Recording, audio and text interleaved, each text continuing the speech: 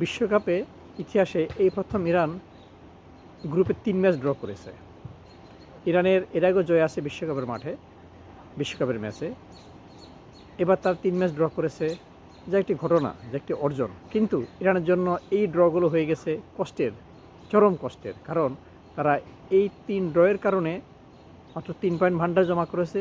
গোলও তেমন বেশি ছিল না, যে কারণে তাদেরকে ছিটকে পড়তে হয়েছে। তারা সেরা 32 বা নকআউটে যেতে পারেনি। এই দুঃখ নিয়ে তারা দেশে ফিরে গেছে। তবে ইরানিদের এই কষ্টটা এক ধরনের গর্বের, কারণ তাদেরকে কেউ হারাতে পারেনি। তারা প্রথম ম্যাচে নিউজিল্যান্ডের সাথে ড্র করেছে, পরের ম্যাচে তারা ড্র করেছে বেলজিয়ামের সাথে, নিউজিল্যান্ডের সাথে 2-2 করে, বেলজিয়ামের সাথে গোল শূন্যতে, আর মিশরের সাথে 1-1 গোলে। নকআউটে যাওয়ার জন্য শেষ ম্যাচে মিশরের বিপক্ষে জয় দরকার ছিল ইরানের। তারা পিছিয়ে পড়ে এরপরে সমতা আনে। এরপর তাদের গোলরক্ষক তাদের striker Mehri Taremi penalty miss করেন।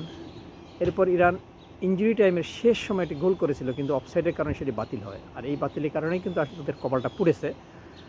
ইরান আসলে এই যে ব্যর্থ হয়ে দেশে ফিরল, এর মধ্যে একটি পাওয়া হলো কি, সেটি হলো তারা যুক্তরাষ্ট্রের মাঠে অপরাজিত থেকেছে। নানান ঘটনার মধ্যে দিয়ে, নানা সমস্যার মধ্যে দিয়ে তারা যুক্তরাষ্ট্রে খেলতে এসেছিল। অনেক সমস্যাতে ফেস করতে হয়েছে, কিন্তু এই সমস্যা উতরে তারা যে নকআউটে যেতে পারতো তাদের ভালো লাগতো। কিন্তু তারা নকআউটে যেতে না পারলেও তারা কিন্তু বুক খুলে বলতে পারছে তারা মার্কিন যুক্তরাষ্ট্রের মাঠ থেকে অপরাজিত হিসেবেই দেশে ফিরেছে। শেষ ম্যাচে যদি তারা মিশরের বিপক্ষে জিততে পারতো তাহলে তারা কোয়ালিফাই করতো। আর মিশরে গ্রুপ চ্যাম্পিয়ন হওয়ার জন্য ওই ম্যাচে জয়ের দরকার ছিল। মিশরও জিততে পারেনি, ইরানও জিততে পারেনি। ইরানের 3 পয়েন্ট, সেনেগালের 3 পয়েন্ট, কেপ ভার্দের 3 পয়েন্ট। কেপ ভার্দে কিন্তু কোনো ম্যাচ জিতে নেই, কিন্তু কেপ ভার্দে তাদের গ্রুপে, অর্থাৎ এইচ গ্রুপে তারা রানার্স আপ হয়েছে 3 পয়েন্ট নিয়ে। আর ইরান 3 পয়েন্ট নিয়ে গ্রুপে চতুর্থ হয়েছে।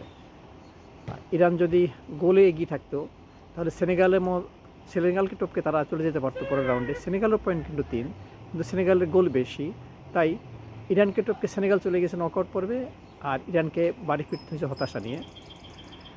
সেই 1978 সাল থেকে ইরান বিশ্বকাপে খেলছে।